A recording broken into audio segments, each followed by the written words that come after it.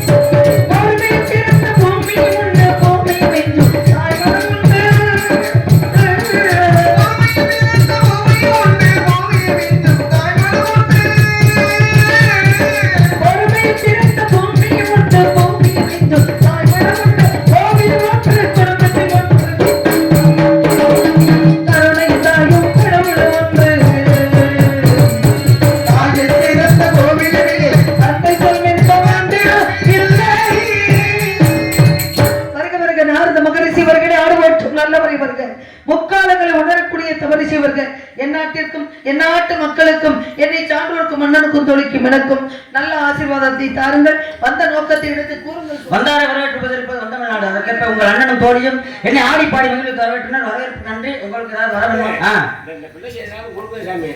என்னமா வேணும் சாமி?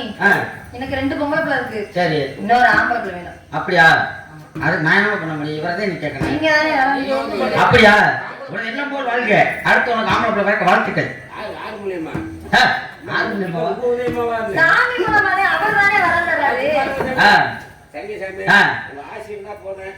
சென்று வாருங்கள். இன்று போல் என்றும் வாழ்க. வாழ்க வளமுடன். கட்டாமரை குளத்தில் நல்லன் சேர்ந்தார் போல கட்டாரை கட்டார் காங்குவார். கப்பில் அமூக்கரை மூப்பு மூப்பு முதுகாட்டில் காக்கை ஹோக்கம் அப்படின்னு இருக்காங்க. தவத்திற்கு ஒருவர் தமிழுக்கு இருவர் என்று கூடிய காரணத்தினாலே உங்களோடு சில நேரம் தமிழில் உரையாடி மகிழ வேண்டும் என்ற ஆசை. ஆகவே குழந்தைகள குழந்தைகள் நீங்கள் என்னை வணங்கி வரவேற்ற காரணத்தினாலே உங்களுக்கு முதலில் வாழ்த்து கூற வேண்டியது என் கடமை. அதன் பிறகு நான் வந்த காரணம் பற்றி கூறுங்கள்.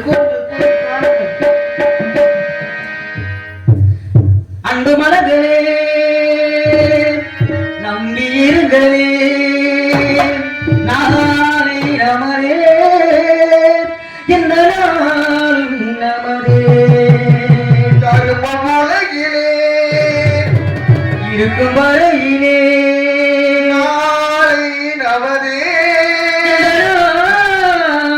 நமரே தாய் வழி வந்த தங்கங்கள் எல்லாம்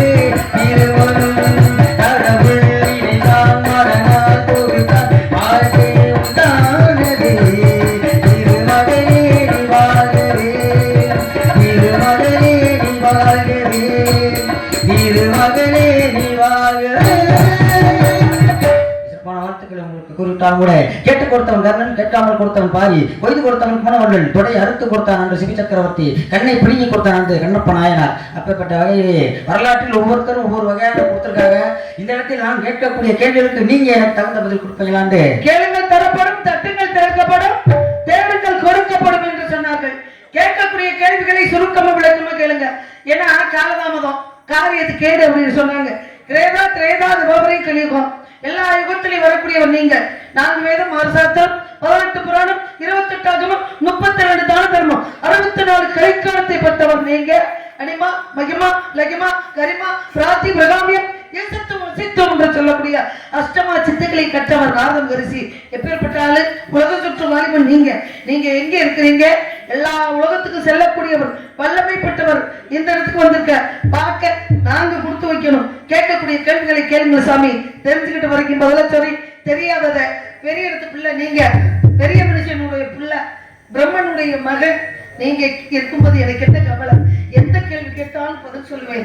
அப்படி தெரியலனா உங்ககிட்டயே கேட்டு உங்க வாயவை புடுங்கி அதனாலேயே நான் பதில் சொல்லுவேன். கேளுங்க பார்ப்போம். கேளுங்கள் தரப்படும், தட்டுங்கள் திறக்கப்படும், கேளுங்கள் கிடைக்கப்படும் சொல்லியிருக்காங்க. அதனால கேட்கக்கூடிய கேள்விகளுக்கு கேளுங்க சுருக்கமா கேட்க.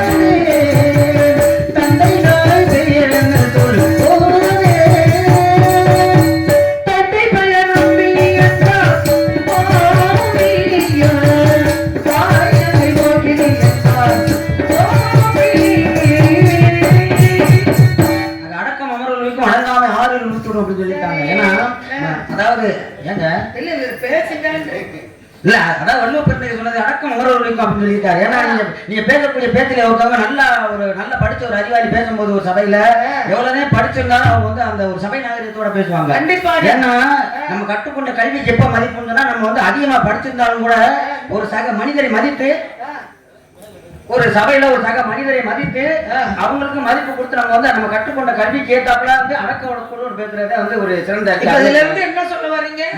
அடக்கமான பிள்ளை நான் அப்படின்னு நான் நீங்க சொல்ல வரீங்க. அடக்கத்தோட பேசுறேன்னு சொல்ல வரீங்க.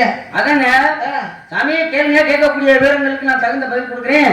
அப்படி தெரியலன்னு அவங்ககிட்ட நான் கேட்டு நான் அப்படின்னு சொன்னீங்க. இருந்தாலும் பரவாயில்ல, நீங்க வந்து நல்லா படிச்ச ஒரு அறிவாளியாக இருந்தாலும் வண்டுகளை கற்கண்டுகளை மாதை அப்படின்னு கேட்டீங்கல்ல. ஆமா, வண்டில பல விதமான வண்டு இருக்கு. காட்டி கொடுத்துச்சு ஒரு வண்டு, காப்பாத்த நினைச்சிச்சு ஒரு வண்டு, பிரிக்க நினைச்சிச்சு ஒரு வண்டு. இந்த காட்டி கொடுத்த வண்டு யாரை காட்டி கொடுத்துச்சு? அது இந்திரன் வந்து வண்டாக மாறி இல்ல யாரை காட்டி கொடுத்துச்சு அப்படின்னா காட்டி கொடுத்தா. சரி, அப்ப படிச்சிருக்கீங்களே. ஏதோ ஏதோவா? நீங்க என்ன ஏதோன்னு சொல்றீங்க? ஏதோன்னு சொன்னா நான் கேட்டவனே டக்குன்னு சொல்லிட்டீங்களே. கல்லாதது ஏன்னா கற்றது கையளவு, கல்லாதது உலகளவுன்னு மனிதர்களுக்கு சாத்தியப்படும். உங்களை போட்டு தெய்வத்துக்கு சாத்தியப்படுமா? நான் கேட்டவனே டப்புன்னு சொல்லிட்டீங்களே. உங்க குரு பெரிய குருவா இருப்பாரு போல, பெரிய முனிவரோ கோவப்படுவாரோ? என்ன என்ன வாத்தியார் வந்து கீதப்பிரிய, ரெண்டாவது வந்து சந்திரகுமார். ரெண்டு பேருமே பெரிய ஆளுகையா. அதுக்குத்தான் நான் சொன்னனும், எனக்கு வாயில எப்படி வந்துச்சுன்னா பெரிய இடத்து பிள்ளைன்னு வந்துருச்சு பாருங்க. அப்ப பெரியவர்கிட்ட கத்துக்கூடிய கல்வி இருக்கு பாத்தீங்களா? ஏன்னா சிறந்தவர்கள்கிட்ட கத்துக்கணும். கேள்வி ஞானம்னு ஒண்ணு இருக்கு, படிப்பு ஞானம்னு ஒண்ணு இருக்கு. கேள்வி ஞானத்தை விட குரு எப்பேற்பட்டவர் அப்படின்னு, நம்ம குரு யாரோ அப்படித்தான் நம்ம தொழிலும் இருக்கும், நம்ம பேச்சும் இருக்கும், நம்ம பாடலும் இருக்கும். குரு இல்லாமை கற்ற கல்வியும் வித்தையும் முழுமை பெறாது அப்படின்னாங்க. குருட்டு வித்தைய போயிடக்கூடாது என்பதற்காக காட்டி கொடுத்தது கண்ணனை காட்டி கொடுத்துச்சு. காப்பாத்த நினைச்சிச்சு. யார காப்பாத்த நினைச்சிச்சு? காப்பாத்துறேன் வந்து மாபலி சக்கரவர்த்திய காப்பாத்த நினைச்சிச்சு. ஆமா. அங்க மாபலி சக்கரவர்த்திய காப்பாத்த நினைச்ச வண்டு ஒரு வண்டு இருக்கு, பிரிக்க நினைச்ச வண்டு ஒரு வண்டு இருக்கு. சிவனும் சக்தியும் சேர்ந்து இருக்கும் பொழுது பிரிக்க நினைச்சிச்சு. அது எந்த வண்டு? அவர் புரிஞ்ச முனிவர் வந்து சிவபெருமான வந்து தனியா வணங்கன்றதுக்காக வண்டாக மாறி நெஞ்சை துளைத்து வந்து வளம் வந்தாங்க. இருக்கட்டும். இப்ப இந்த பூமிய உங்ககிட்ட ஒரு கேள்வி இதுக்குள்ளேயே இருக்கு, நீங்க யோசனை பண்ணி பாருங்க. தெரிஞ்சா தப்புன்னு சொல்லுங்க, ஒன்னும் பிரச்சனை இல்ல. இப்ப தாய் நாடு, தாய் மண்ணு, தாய் குலம் அப்படின்றோம். மண்ணையும் பொண்ணையும் ஒன்னா சொல்றோம். முதல்ல எத்தனை உறவுகள் இருந்தாலும் தாயில் சிறந்த ஒரு கோவிலும் இல்ல அப்படின்ட்டாங்க. அப்ப தாய் தானே முதல் இடத்துல இருக்கா. மாதா பிதா குரு தெய்வம் தெய்வம். அப்ப மாதா தானே அம்மா தானே முன்னாடி இருக்கா. அப்படி இருக்கும் பொழுது இந்த பிரிங்க முனிவர் என்று சொல்லக்கூடியவர் பெண்ணை வணங்காம தாயை வணங்காம தகப்பனை மட்டும் வணங்க காரணம் என்ன அப்படின்னு நீங்க வந்து கேள்வி கேட்கிறீங்களா? ஏன் கேள்வி கேட்டா சொல்ல மாட்டீங்களா நீங்க? இல்ல சொல்ல மாட்டீங்களா நீங்க? அவர் வந்து சிவபெருமான மட்டும் முழுமையா வணங்கணும்னு ஆசைப்படுறாருங்க. ஏன் ஆசைப்படுறாருன்றது ஒண்ணு இருக்கு. ஏன்னா சிவனை மட்டும் ஆசைப்படுறாரு அப்படின்னா அதுக்கு உள்நோக்கம் அவர் ஏதாவது மனசுக்குள்ள வச்சிருப்பாரு. இப்ப இத்தனை வண்டுகளுக்கு ஒப்பிட்டு நீங்க சொன்னீங்களா, இல்ல பொன் வண்டை சொன்னீங்களா, கருவண்டை சொன்னீங்களா, இல்ல சரவண்டை சொன்னீங்களான்னு எனக்கு தெரியாது. ஏன்னா ஞானத்தோட நீங்க சொல்லி இருக்கிற காரணத்தினால ஞான நிலை தான் உணர்ந்த சாமின்னு உங்களை நான் கேட்டுட்டேன். இப்ப நீங்க எதுக்காக இங்க வந்தீங்க? வந்த விவரம்னு ஒண்ணு இருக்குல்ல. ஆமா. எதுக்கு வந்தீங்க? ஏன்னா ஈரல் 14 உலகம் சுற்றக்கூடிய நாதம் உங்க இடத்துல காரணம் இல்லாம நான் வருவேன். நான் அதைத்தான் கேட்கிறேன். ஏன்னா நீங்க ஒரு கேள்வி கேட்டீங்க, வெட்டி வெளி கற்கன் மாதிரின்னு பாருங்க. நான் காட்டி கொடுத்தது வந்து காப்பாற்ற நினைத்தது வந்து கமலத்தை அடைத்தது ஒரு வண்டு. இப்படி எத்தனையோ வண்டுகள் இருந்தாலும் கூட வண்டு வெளி கற்கன் மொழி மாதிரி அப்படின்னு சொல்லி எந்த வண்டுக்கு ஒப்பிட்டு கேட்டீங்க? நான் கேட்டிருக்கேன். அதாங்க உங்களை வந்து வண்டு வெளியில் பாடாம வேற எப்படியோ கூட பாடிக்கலாம்.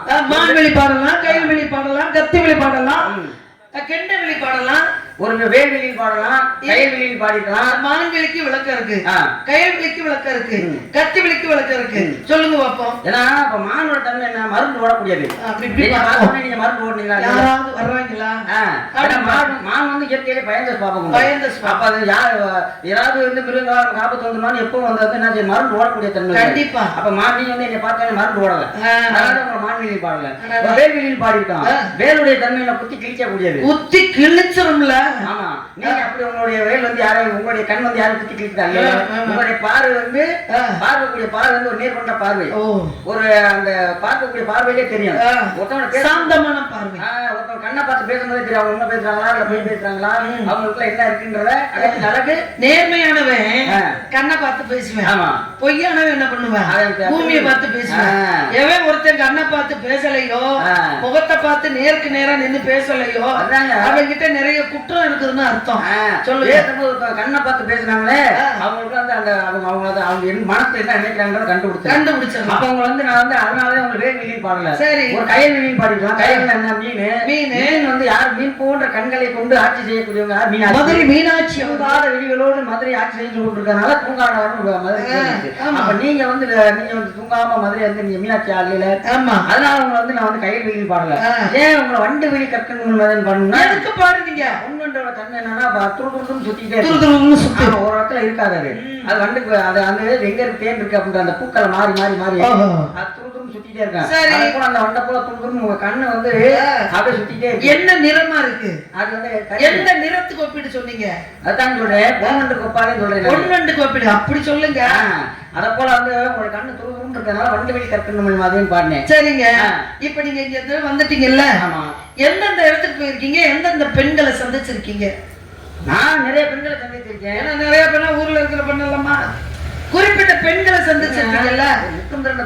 நலாயினி கிட்ட சந்திச்சீங்க. ஆமா. சாவித்திரி கிட்ட சந்திச்சீங்க. இரண்யகனி மனைவி லீலாவதியை சந்திச்சீங்க. நான் கேட்கிறேன், சத்தியவன் மனைவி சாவித்திரியை சந்திச்சிருக்கேன். சத்தியவன் மனைவி சாவித்திரின்னா சத்தியவன் மனைவியை சந்திச்சீங்களா இல்ல சாவித்திரியா இருக்கும்போது சந்திச்சு? சாவித்திரியா இருக்கும்போதே சந்திச்சு நான் சொன்னேன். அப்படி சொல்லுங்க. ஏன்னா நீங்க சந்திச்சதுக்கு அப்புறம் தான் சத்தியவனுக்கு மனைவி ஆனா. ஆமா. பரவாயில்லையே, நல்லா புடிச்சு பேசுறீங்கல்ல, சுதாரிச்சுக்கிட்டீங்க. இருக்கட்டும். இப்ப நீங்க வந்திருக்கிறீங்கல்ல, விவரம் இல்லாம நீங்க வர மாட்டீங்க. ஒவ்வொரு பெண்ணுக்கும் ஒவ்வொரு விளக்கத்தை சொல்லி அலைமகள் கலை 30 தேவிகளை சந்திச்சீங்க. 30 தேவியர்களை சந்திச்சு என்ன சொன்னீங்க? 30 தேவிகளை சந்திச்சு இரும்பு கடலையை வறுத்து கொடுக்க சொல்லி ஒரு பெண்ணிட்ட 30 தேவிகளை கொடுத்து வறுக்க முடியாது. அது அப்புறம் அதுக்கு முன்னாடி கல்வி சந்தியா செல்வமா வீரமா எது பெருசு அப்படின்னு சொல்லி அந்த 3 தேவிகளுக்கு கலத்த. ஆனா 3 சேர்ந்ததுதான் உலகம் அப்படின்னு 3 பேருக்கு புரிய வச்சீங்க. புரிய வச்சது நீங்க தானே. கல்விதான் பெருசுன்னா சரஸ்வதி, மகாலட்சுமி என்ன செஞ்சா பொன்பொருள் தான் பெருசுன்னா, செல்வம் தான் பெருசு அப்படின்னா, வீரன் தான் பெருசு அப்படின்னு மலைமகள் சொன்னா. இப்படி எல்லாரும் சொல்லும்போது எல்லாம் சேர்ந்திருக்கவும் தான் உலகம் அப்படின்னு நீங்க நிரூபிச்சிட்டீங்க.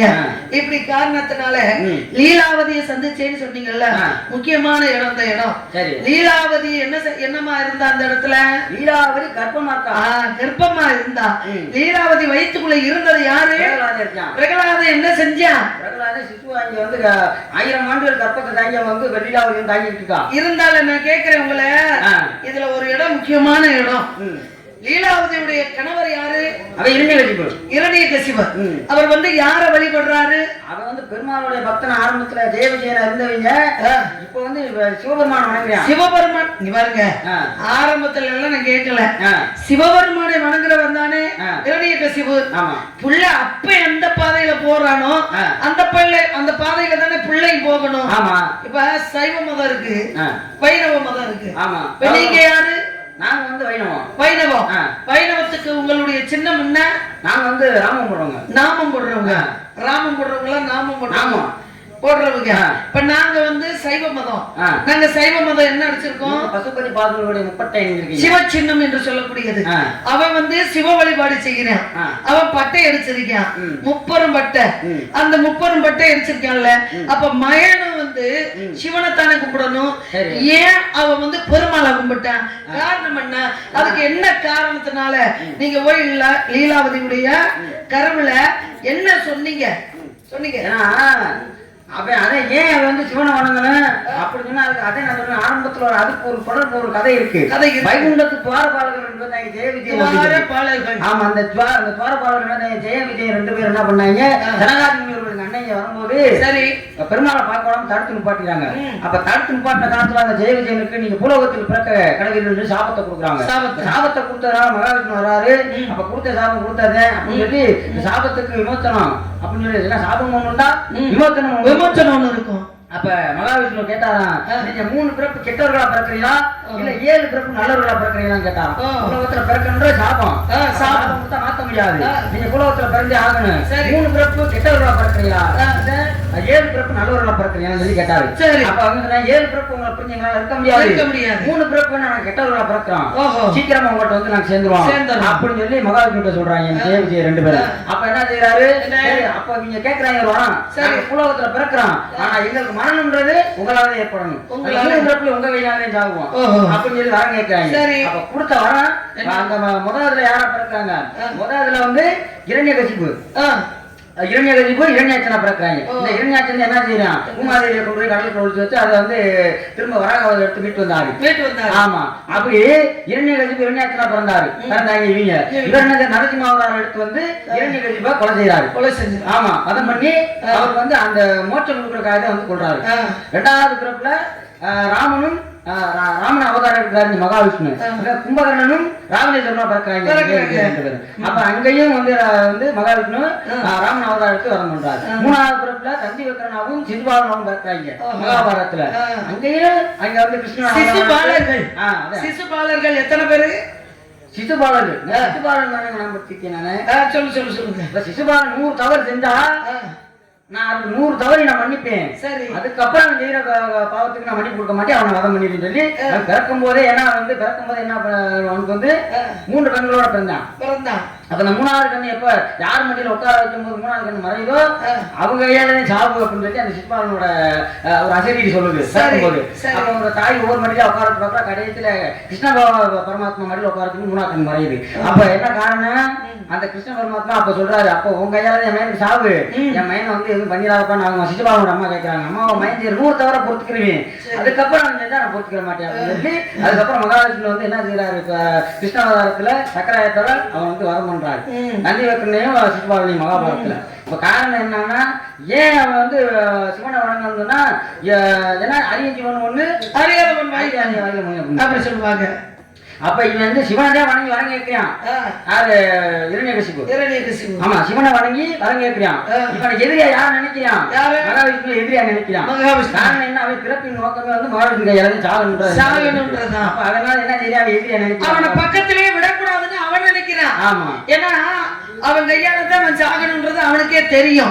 அதனாலதான் கேள்வி கேட்கும் பொழுது பிறக்கும் போது கூட யாருடைய கையால், அதாவது எந்த ஆயுதத்தினாலையும் எனக்கு சாவு வரக்கூடாது, எந்த ஆயுதத்தினாலையும் சாவு வரக்கூடாது, இந்த பூமியில நான் சாவக்கூடாது, அந்த வானம் மூலியமாக சாவக்கூடாது அப்படின்றதுனாலதான் எந்த ஆயுதத்தினாலையும் எனக்கு சாவு வரக்கூடாதுன்றதுதான் தன்னுடைய விரலாலே 10 விரலாலே மடியில வச்சு பூமியிலே விழாம அந்த மேலபுத்திலையும் தங்காம அவன் மடியில வச்சு கொன்றான். காரணம் இதுதான் காரணம். நல்ல விஷயம் சொல்லியிருக்கீங்க. ஏன்னா அந்த கேள்வி நான் அழைத்து கேட்டதுனால அந்த விஷயத்தை நீங்க படிச்சிருக்கீங்க, சொல்லியிருக்கீங்க. இப்போ நீங்க வந்திருக்கிறீங்கல்ல, இந்த விஷயம் ஒண்ணு இருக்கு. எதுக்காக வந்தீங்க? காரணம் இருக்குல்ல. என்ன காரணம்? பெண்களுடைய பருவங்கள் 7 வகை. பெருமை, மங்கை, மலர்ந்தை, அறிவை, தெரியவே, பேரிழமை. மங்கை பருவம் அடைஞ்சிருக்கேன். மங்கை பருவம் 3வது பருவம். 3வது பருவம் அழகுள்ள பருவம். ஆபத்து இருக்குல்ல. என்ன ஆபத்துன்றீங்க? இருக்கக்கூடிய கானகம். சரி, ஆபத்து ஏற்பட்டா இந்த பாருங்க, அண்ணன் தம்பி 7 பேர் வந்திருக்காங்க. அண்ணனுக்கு 7 பேர் வந்திருக்காங்க. தோழிமார்கள் இருக்காங்க. எங்க அப்பா வந்து பக்கத்து காட்டுலதான் வேட்டையாடிக்கிட்டு இருக்காரு. அவர் என்ன சொன்னாரு? ஏதேனும் ஆபத்துன்னு ஒண்ணு நேர்ந்தா அப்பான்னு குரல் கொடுங்க, தப்பாம வந்து நின்றுவேன் அப்படின்னு அப்பா சொல்லியிருக்காங்க. அப்பா வாய்மொழியை நாங்க தட்ட மாட்டோம். எங்களுக்கு எந்த விதமான மிருகத்தினால எங்களுக்கு ஆபத்தும் வராது. நாங்க எந்த மிருகத்தை பார்த்து பயப்படவும் மாட்டோம். நீங்க சொன்னீங்க அண்ணன் 7 இருக்காங்க. தயவு செஞ்சு உங்க அண்ணனை மட்டும் நம்பாதீங்க. ஏன்னு சொல்லுறீங்க? ஏதாவது ஒரு மிருகம் வந்து ஆபத்து வந்தா காப்பாத்துவார் நினைக்காதீங்க. என்ன அப்படி சொல்றீங்க? அதான் பாத்தி ஒரு நாய் பக்கத்துல இருந்து வந்ததுக்கு அந்த ஓட்ட ஓடாரு பயந்து. என்ன சுவாமி இவ்வளவு கேவலப்படுத்துறீங்க? நாய் பக்கத்துல இருந்ததுக்கு அந்த ஓட்ட ஓடுறவர் இங்க ஒரு சிங்கமா புரிய வந்தா எப்படி காப்பா? அதை நீங்க என்ன பாத்தியலாக்கும், வேடிக்கை பாத்தியலாக்கும். சரிங்க, உங்களுடைய பருவத்துக்கும் என்ன மாப்பிள்ள நான் பார்த்து வந்திருக்கேன். மாப்பிள்ள பத்தி எல்லாம் சீக்கிரம் சொல்லுங்க. ஏன்னா என் கூட ஆளான பொண்ணெல்லாம் கல்யாணம் முடிச்சுட்டு போயிட்டாளுங்க. நேரத்தை எனக்கு வந்து தகவல் சொல்லிட்டாங்க. அடியாடிய வள்ளி பொண்ணு எல்லாம் சித்திரத்தெல்லாம் பார்க்க வர்றோம், எங்க புள்ள குட்டியை கூட்டிக்கிட்டு நீங்க வந்துடுறிய அப்படின்னு சொன்னாலுங்க. சரி நீ வாங்கடி, உங்களுக்கு சோறு பொங்கி வச்சிருக்கிறோம், விதவிதமா அப்பளம் பாயாசத்தோட நாளைக்கு கல்யாணம் நம்ம ஆத்தா ஈஸ்வரிக்கு, நம்ம ஈஸ்வரனுக்கு கல்யாணம் அப்படின்னு நாங்களும் தகவல் சொல்லிட்டோம். காலையில 6 மணிக்கு வந்துருவாளுங்க. இப்ப நீங்க மாப்பிள்ளைன்னு சொல்லும் பொழுது எனக்கு என்ன தோணுது அப்படின்னா, அவளுகள் மாதிரியே நம்மளும் 10-15 பிள்ளைய குட்டியை பெத்துக்கிட்டு அந்த திருவிழாவில நம்ம பிள்ளை குட்டியில பலூனு கேட்கும், ஒண்ணு விசிலு கேட்கும். ஏங்க இருக்கிறவன் அள்ளி முடிகிறேன், உங்களுக்கு என்ன போறாம கேட்கிறேன். ஆம்பளை பிள்ளை 10, பொம்பளை பிள்ளை 16, மொத்தம் 16 பிள்ளைகளை பத்துக்கணும்னு ஆசைப்படுறேன். நீங்க மாப்பிள்ளைன்னு சொன்னவனே ஆம்பளை இல்லாம குழந்தை வைக்க முடியுமா? முடியாது இல்ல. ஆகையினால எனக்கு சீக்கிரம் எந்த மாப்பிள்ளைன்னு சொல்லுங்க. நான் ராத்திரிக்குள்ளேயே கல்யாணம் பண்ணி, மாப்பிள்ள வந்து சாதாரண மாப்பிள்ள இல்லைங்க, ராத்திரிக்குள்ளேயே ஒரு 16 பிள்ளைய பெத்தறேன். எனக்கு அப்படி ஒரு வரத்தை மட்டும் கொடுத்துருங்க சீக்கிரமா. நான் பார்த்த மாப்பிள்ள நான் யாரம்மா, இந்த நாளிலமே போட்டு முருகன்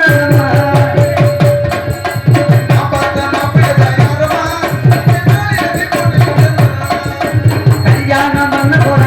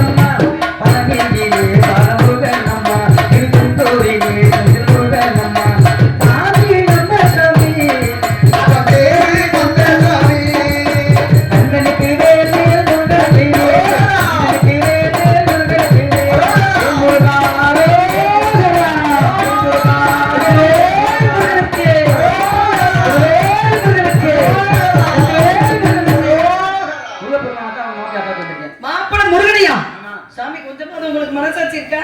ஏங்க அப்படி உங்க பெத்த பிள்ளைன்னு அப்படி சொல்லுவீங்களா நீங்க? மாப்பிள்ளைன்னு சொன்னவனே என்ன வந்து கல்யாணம் முடிக்க போறேன்னு சொன்னவனே யாரோ ஒரு நல்ல மாப்பிள்ளை கல்யாணம் பண்ணாத ஆம்பளை பார்த்து வந்திருக்கீங்கன்னு நான் ஆசையோட இருக்கேன். என் ஆசையில நீங்க என்னத்தையா என்ன செடி செடி அள்ளி போட்ட மாதிரி பண்றீங்க. ஏற்கனவே திருமணம் முடிச்சிருக்கு. யார் தெய்வானே சொல்றீங்களா? ஆமாங்க. தெய்வானே நான் பாத்துக்கிறேன். என்ன சொல்றீங்க? நீங்க பாத்துக்கிறீங்க. அப்படி கிடையாதுங்க. அவ புருஷனுக்கு அவ கல்யாணம் பண்ணி வைப்பா.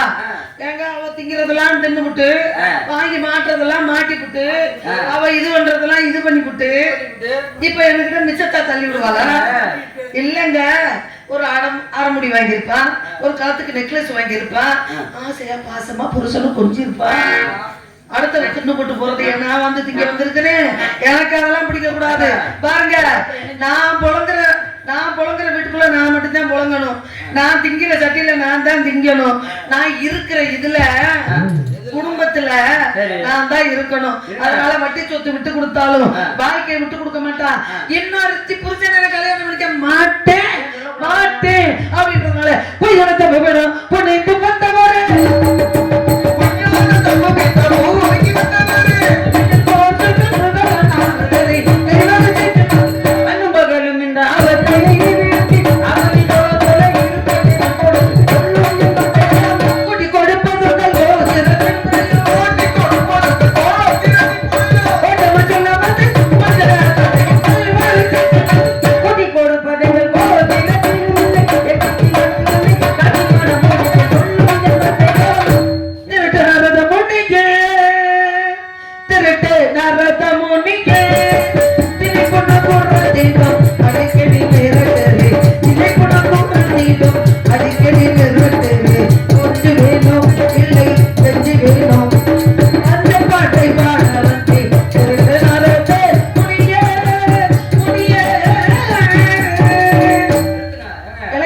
சூரியன் மேற்கே உதிச்சாலும் இவனை கட்டிக்க மாட்டேன். முருகனை கையெடுத்து கும்பிடுவேன். வாழ்க்கை துணியை ஏத்துக்க மாட்டேன். புருஷன் நான் நினைக்க மாட்டேன். முடியாது முடியாது முடியாது. கல்யாணத்தை நான் நடத்தி காட்டுறேன் பாப்பா. அதனால இன்று சூரியன் எத்தமாக இருக்கும். நான் கூட்டி கொடுக்குறேன். நான் கூட்டி தான் கொடுக்குறேன். அன்பிலாருக்கு அன்பை கூட்டி, பண்பிலாருக்கு பண்பை கூட்டி, அருளிலாருக்கு அருளை கூட்டி, யாருக்காக இடங்கள் கூட்டி குறைச்சு கொடுக்க மாட்டீங்க. கீழே விழுந்தாலும் மீசையில இன்று சூரியன் எத்தமாவதற்குள் உங்களுக்கு முருகனுக்கு திருமணம் நடத்தி காட்டாவிட்டால்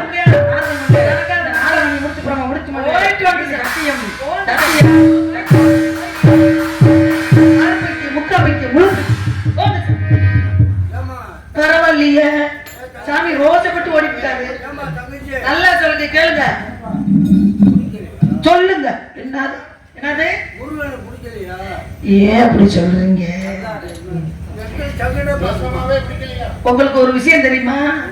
மனோரமா ஆட்சி ஒருத்தவங்க இருப்பாங்க. அவங்க இருந்தாங்க இல்லையா, சகலகலா வள்ளி.